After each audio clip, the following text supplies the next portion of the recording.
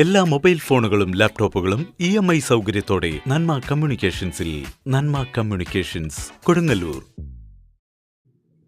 വീട് തേടി polling booth എത്തിയപ്പോൾ ചൂണ്ടുവിരലിൽ മഷി പുരട്ടി അവർ കാലേക്കൂട്ടി വോട്ട് രേഖപ്പെടുത്തി.